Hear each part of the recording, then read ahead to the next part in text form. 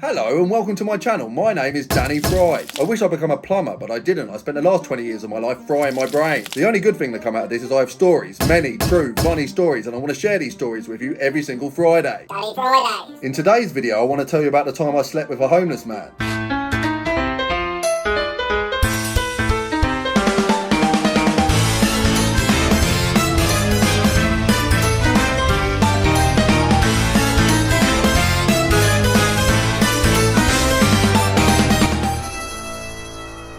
I don't like homeless people, not because I'm a horrible person with no empathy towards people living in poverty, but because homeless people make me feel bad. It's a sad situation and it's getting more and more absurd, said Elton John about one of his relationship problems. But I'm going to relate that quote to the homeless crisis because that is what it is, a crisis. Why are there so many homeless people? We are supposed to be an advanced, intelligent civilization, yet every city I go to, homeless people! And it's become so common, home people walk past homeless people without giving them a second glance. It's almost as if home people don't consider homeless people anymore. But here's the thing, home people, if you lose your home, guess what you become? That's right, homeless people. It could happen to any of us. The only reason I'm not homeless is because I have a house, but if this channel flops, I'll be coming straight at you from a bush. So please like, comment, share and subscribe because I don't want to be doing this from a bush. But if I have to, I will do this from a bush, but I want to envision a future where I have a successful YouTube channel, so please subscribe and fondle my bell.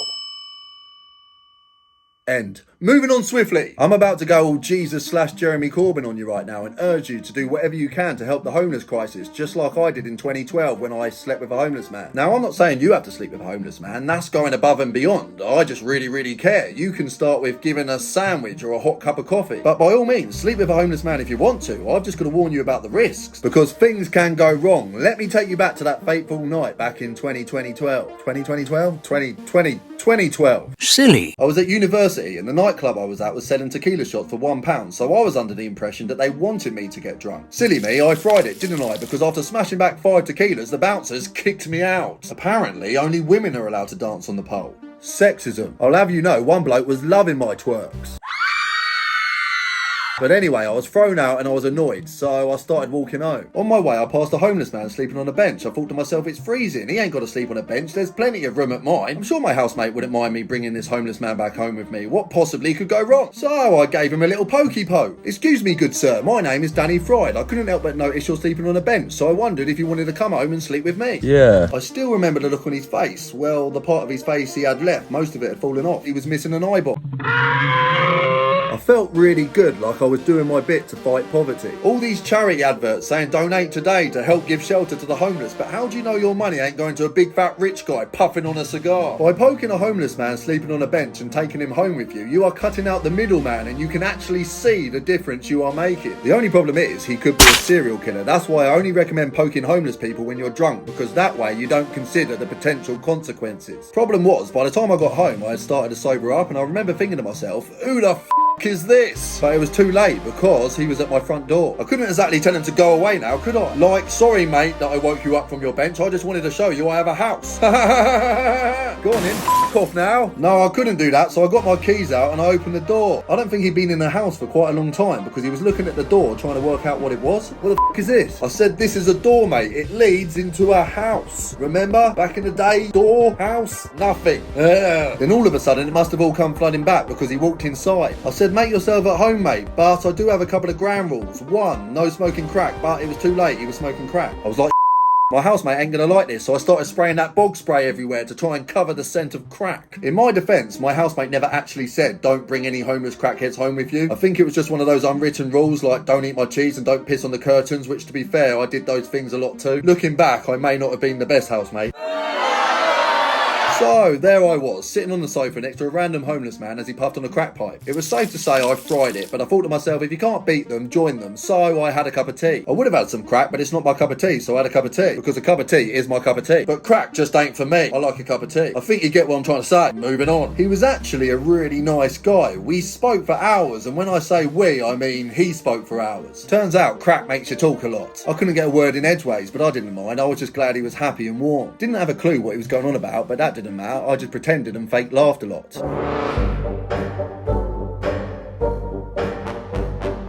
He seemed to be having a lovely time, and that was the most important thing. When I did manage to say something, I told him that if he ever needed any food or any help, just give me a knock and I would do what I could to help him out. I then made him a lovely comfortable bed on the floor with a big thick warm duvet and a squishy comfortable pillow. I even turned the central heating up to give him the full house experience. He was loving it, bless his little heart, pumping at 290 beats per minute. I then sat there and watched him twitch about a bit until he drifted off into a nice deep sleep. I bent down and gave him a little kiss on the forehead, which I instantly regretted because it tasted like and then I fell asleep on the sofa next to him. And that was it. I was sleeping with a homeless man. I wanted to be close to him in case he woke up in the night and got scared or he had any bad dreams, so I could be there to comfort him, pat him on the head and things. I didn't shag him, if that's what you were thinking. I'm not into homeless men. I like my men not to be men. I'm into goats. However, he did screw me, not in the butt, he just stole my stuff. And not just my stuff, my housemate's stuff too. My phone, my iPod, my wallet, my housemate's Xbox, my housemate's rolling pin, all gone. What did he want with a rolling pin? He even nicked a frozen pizza out the freezer. I don't know if you've ever tried to cook a frozen pizza without an oven, but it's difficult. And raw frozen pizza is not the one. But yes, I know, you don't have to tell me, I fried it, didn't I? I thought I was doing my bit to help fight poverty. I thought he was my friend, but no, it turns out I was just a mug. The world's biggest mug. My hangover was really bad. It felt like someone was banging my head with a hammer. My housemate was like, where's my Xbox? Has anybody seen my rolling pin? Why does it smell of crack in here? I was like, I don't know, but then he saw the empty bed. Danny, who did you sleep with last night? I was gonna lie, but then I thought there's no point. I may as well tell the truth. So I said a homeless crackhead. It was safe to say he did not take it very well. I felt really bad for my housemate and I was determined to make things right. So I put on my coat and I went tramp hunting. The problem was, because of the homeless crisis, looking for one particular homeless person was like looking for a needle in a haystack. Everywhere I looked there was a homeless person, but not the particular homeless person I wanted to find. There were homeless people under cars, in children's playground equipment. I even found one geezer chilling in a wheelie bin. Sorry to bother you, mates. I soon realised I was never going to see that backstabbing one-eyed thief ever again. He had probably sold all my stuff for crack already anyway, and now he was armed with a rolling pin. So even if I did find him, I didn't really fancy getting rolled to death. The sad thing about this story is, I used to always want to help homeless people however I could, whether it was giving them spare change or giving away a sandwich. But now, because of this thieving one-eyed son of a whenever I'm asked for spare change, I say, F off! Freeze to death! And that's just not me. I'm not that person, but that one guy broke my trust, and now I paint all homeless people with the same brush. And I know that's wrong, but it really hurt me, man. Ah! Why? I took you in, I treated you like one of my own, and you bum me.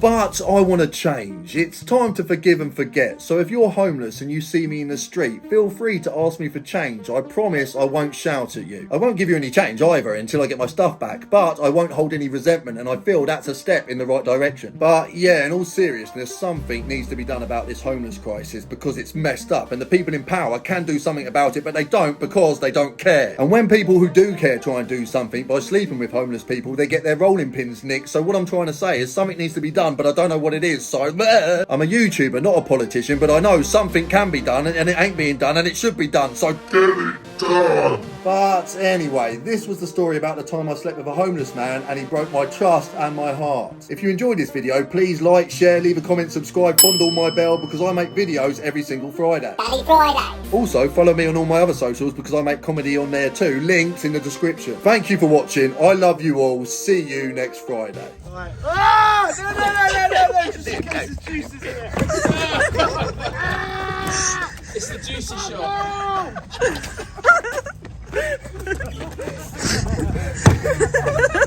Oh no, taxi!